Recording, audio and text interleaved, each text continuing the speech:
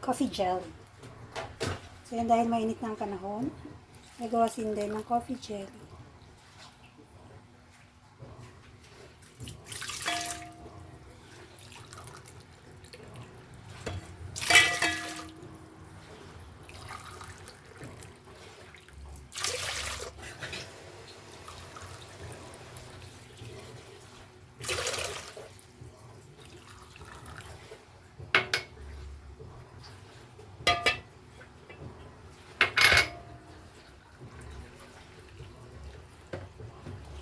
So yan, naglagay ako dito ng 5 cups ng water.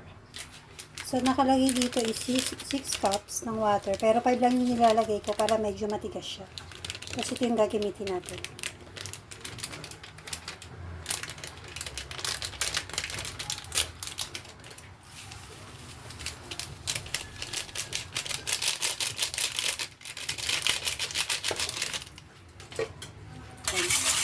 Okay lang natin siya.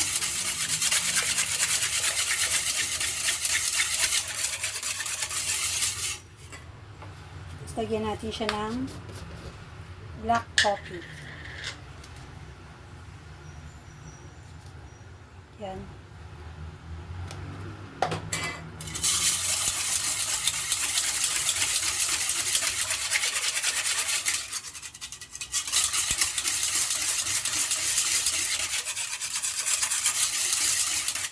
So, yan, lutuin na natin ito hanggang sa kumulo. Pag kumulo na siya, pwede natin siyang isalin sa lalagyan para mag-mold siya.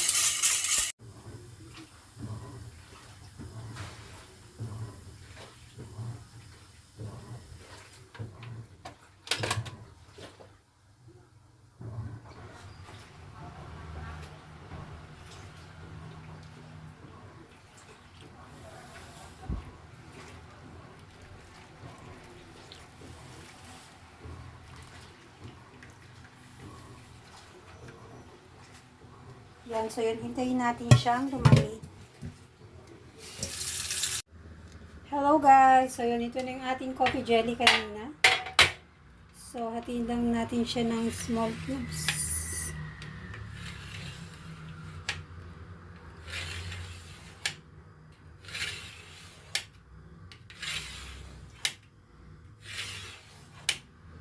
Yan, yung texture niya tama lang. Hindi siya masyadong malambot. Hindi masyadong matigas. Kaya pag gagawa kayo ng 1 pack na gelatin, 5 cups lang enough na. Para hindi siya masyadong malambot. Yan, natapos ko na siyang hatiin ng pag-init. Tingnan natin siya sa kabila. Parang lasing yung naghahati. Pasuray yung kanyang paghahati.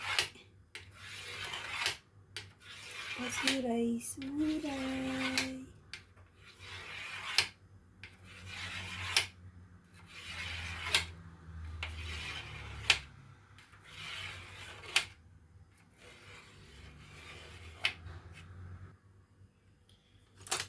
yan guys. Tapos na natin siyang hati-hatiin. Yan na siya. Nakwadrado na siya. Bakit yung iba na? Tumining yung kape niya sa ilalim, kaya yung iba sumobra sa black. Hindi siya nagpantay. Madaya siya. Hinalo ko naman siya mabuti. So yan guys, set aside muna natin siya.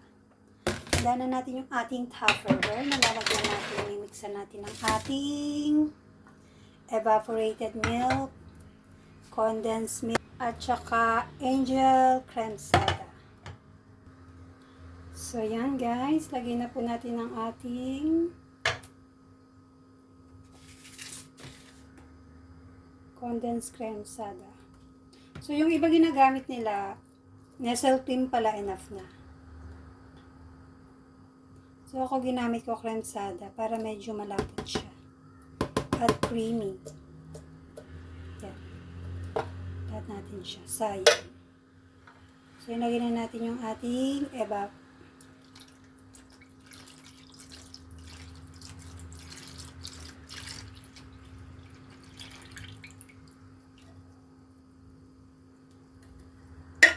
Tsaka yung ating condense. Yung condense natin, hindi natin lalatin kasi baka sumobra siya sa tamis. Nag-over siya sa tamis. Tansyahin muna natin siya kung matamis na ba siya o hindi pa. So, yan, mix-mix lang muna natin siya. So, yan guys, lalagyan natin ulit siya ng konting kape. Black coffee. Para lumasa yung ating coffee jelly. Yan.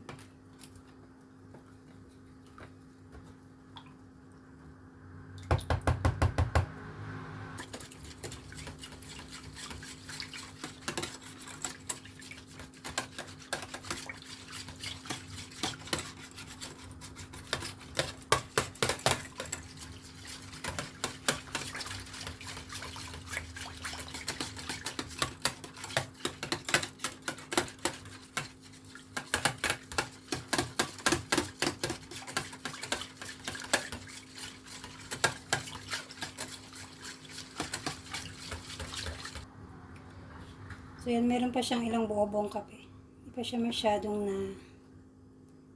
nadurog masyado.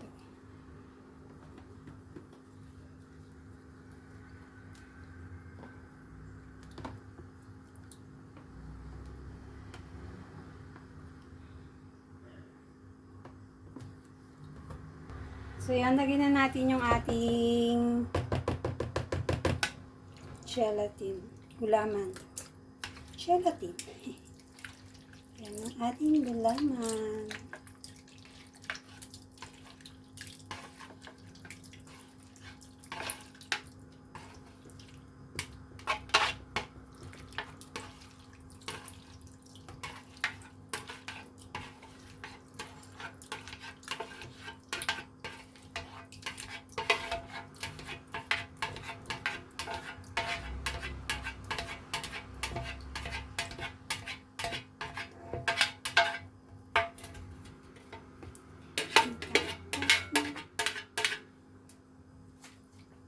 Yan. So, yan, mix natin siya.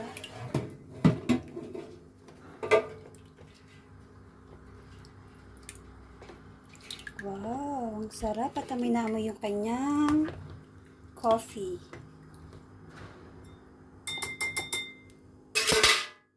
So, yun, may natira ako ditong sago. Lalagay natin yung sago. Lalagay tayo ng konting sago. Yan, lagay natin yung ating sago. Para naman di siya purong gulaman lang.